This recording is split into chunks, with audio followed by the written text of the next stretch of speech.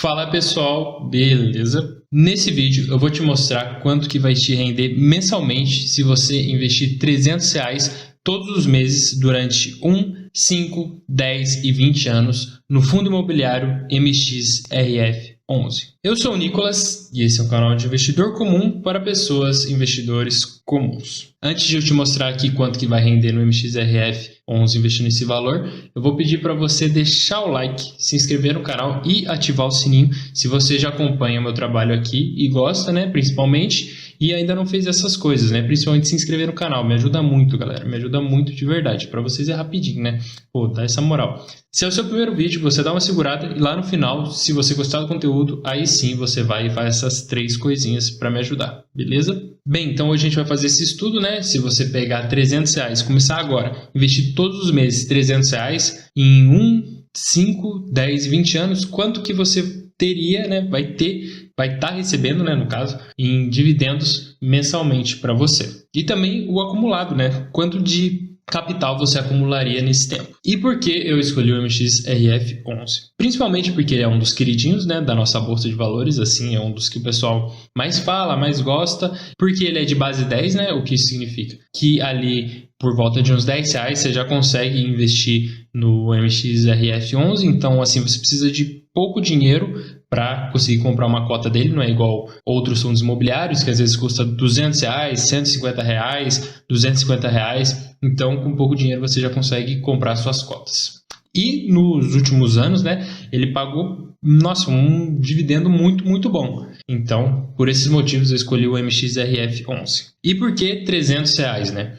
Porque R$300 é quase 20% do salário mínimo. Se for cruamente ver, né, o salário mínimo, 20% seria uns R$280. Então, se a gente adicionar um 13º ali, daí para fechar e ficar redondinho, eu resolvi colocar R$300. E por que 20%, né, do salário? Da onde você tirou isso? Tem esse vídeo aqui que eu falo para vocês, né, o que vocês devem fazer quando tiver recebido seu salário. E lá eu falo que você deve investir 20% do que você ganha todos os meses pensando no seu futuro, né? Eu sei que, igual eu falo lá, é difícil para algumas famílias, para algumas pessoas é difícil porque tem filho para sustentar, enfim, esse tipo de coisa. Mas lá eu explico melhor, então eu tô deixando aí nos cards para você ver na sequência desse vídeo aqui. E a gente vai fazer esse estudo, né, do MXRF11, mas o legal mesmo seria você diversificar o seu patrimônio. O que isso quer dizer? Por que ter só o MXRF11 se você pode investir em fundos de tijolos, né? Porque o MXRF11 a gente não vai entrar nesses méritos,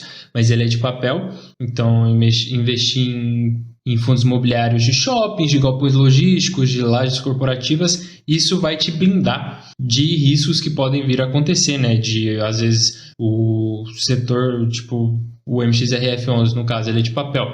Então, as taxas começam a cair e aí ele começa a pagar pouco dividendos, tudo bem, porque daí você vai ter os de tijolos. Então, essa é a ideia, é diversificar e até dentro dos próprios fundos imobiliários é diversificado. Então, tem fundo imobiliário que é de shoppings, só que ele tem vários shoppings. Então, se acontecer uma coisa em um dos shoppings, não vai afetar ele tanto, porque ele tem, sei lá, 15. Então, essa é a ideia, você diversificar para se sentir cada vez mais seguro e realmente estar cada vez mais seguro se coisas possam vir a acontecer. Vamos dar uma olhadinha nele aqui, até para pegar o Dividend Yield, né, que a gente vai usar para fazer as nossas continhas. Bem, esse aqui é o MXRF11, hoje, né, no caso de hoje, a cotação dele está aqui, de R$10 e quase 20 centavos. O Dividend Yield dele absurdo, né, para quem não sabe, o Dividend Yield é a porcentagem de dividendos que ele distribuiu no último ano. Então, no caso aqui, dá quase 12,5% de dividendos, né, que ele distribuiu. O P sobre VP dele, que, né, mede se está caro, se está barato, aqui está ok até, um pouquinho acima de 1, né, mas ok. Liquidez diária dos últimos 30 dias, então aqui é uma boa liquidez, né? E a variação dele nos últimos 12 meses de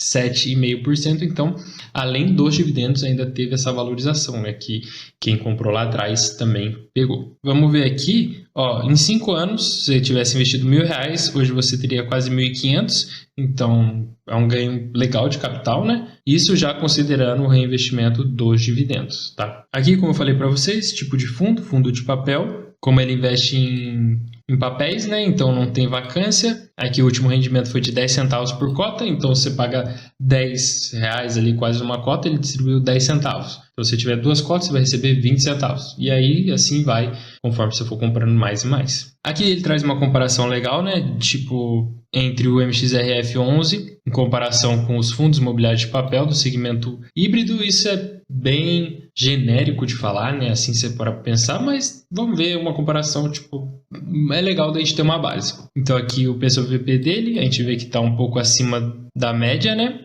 Só que o dividend yield dele também está acima da média. E a gente pode ver que a média dos fundos de papéis é de 10,3%, ou seja, os fundos de papéis estão pagando bem ainda, né? Deu uma caidinha, mas ainda estão pagando muito bem. Mas uma coisa que é importante a gente ver é o dividend yield médio dos últimos 5 anos. Para a gente ver se, né, esse dividendo ele é recorrente, se ele só está bom agora. Enfim, com isso a gente vai conseguir ter uma base. E a gente vê aqui que é sim recorrente, né? O dividend yield médio dele até está maior. Como eu falei, deu uma caidinha nos fundos de papéis, porque, né, a taxa Selic está sendo cortada, enfim, daí o IPCA ele anda junto com a Selic também. Aí, naturalmente, os fundos de papéis também começam a render um pouco menos, mas, como eu falei, nos últimos 5 anos é maior até o dividend yield médio do que o atual. Então, pelo menos nos últimos 5 anos, está pagando bem pra caramba. É importante falar que essa rentabilidade, né, de quase 12,5% não necessariamente significa que você vai ganhar isso no futuro, né? Rentabilidade passada não é rentabilidade futura. A gente pode sim olhar, igual o pessoal fala, para o retrovisor para ter uma ideia do que vem acontecendo, mas a gente não pode considerar isso para o futuro, porque 1000 coisas podem acontecer.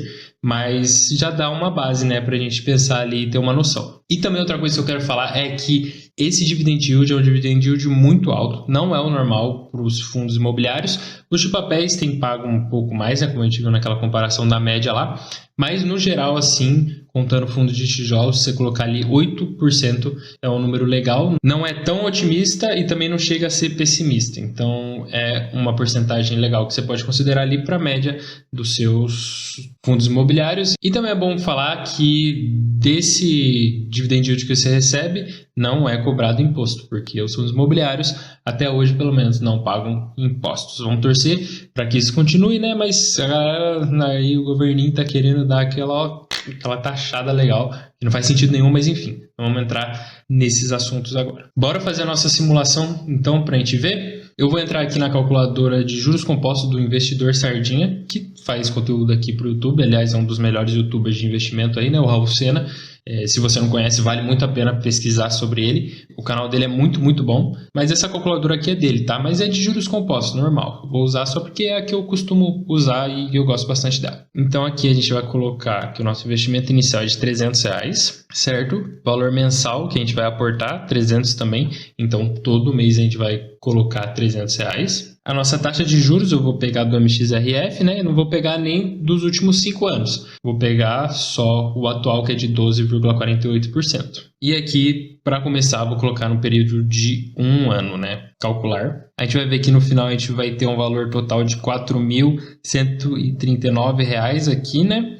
Então, fazendo isso, a gente vai ter acumulado um capital, né? Que é esses 4.000 e pouco. E do valor disso aqui, o investido seria de 3.900. Então, teria um ganho de R$ 238,99. Então, a partir desse momento, a próxima vez que a gente for receber dividendos, a gente receberia R$ 37,44. Então, em 1 ano, mensalmente começaria a render para a gente R$ 37,44. Vamos colocar para 5 anos? 5 anos a gente teria um patrimônio de quase R$25 mil, um valor total investido, né, que sairia da nossa grana, de 18.300 e em juros, né, o que a gente ganharia de 6.622. E lá no final a gente vê que depois desses 5 anos a gente estaria recebendo R$240 mais ou menos mensalmente. Então, a partir desse momento, você falar assim, não quero mais investir, você receberia todos os meses aí na sua conta R$240. Já está começando a ficar bem bom, né? Vamos continuando. Colocar aqui agora 10 anos. Um patrimônio de R$69 mil, 69.250, né? Um valor investido de 36.300, total de juros 32.950 e um rendimento mensal de R$670 mensais. Bom demais, né? Já está começando a ficar legal. Algumas pessoas podem pensar que, tipo, pô, investir R$70 mil para me voltar a R$670, você tem que parar para pensar que isso é mensalmente. Se você parasse de investir, você ganharia isso mensalmente. Além do que, esses R$70 mil ainda são seus. É patrimônio seu. Então, se você precisar dessa grana para alguma emergência médica, alguma coisa, você pode sim pegar, né, utilizar e aí depois você repõe. Mas vamos para 20 anos, que eu já enrolei demais. Bora colocar 20 anos aqui e ver a mágica acontecer. Depois de 20 anos, teria quase R$293 mil investidos. E olha que doideira. O valor total investido seria de 72.300 e você teria de juros, só de juros, né, dos dividendos, enfim. E é importante falar que você tem que pegar esses dividendos e reinvestir, certo? Então, caiu o dividendo ali, você reinveste. Você teria 220 mil só de juros. Essa é a magia dos juros na nossa vida, né? A famosa bola de neve que todo mundo fala, que a gente tem que colocar a nosso favor. Vamos ver mensalmente quanto que daria? Então, depois de 20 anos, você ganharia um salário mensal de R$2.850. Pô, aí já tá bom demais, né? Pô, é mais de 2 salários mínimos. Então, você vê que vale a pena sim investir e pensar no longo prazo, principalmente na sua aposentadoria. E aqui também a gente consegue ver como o tempo faz diferença quando se trata de investimentos, né?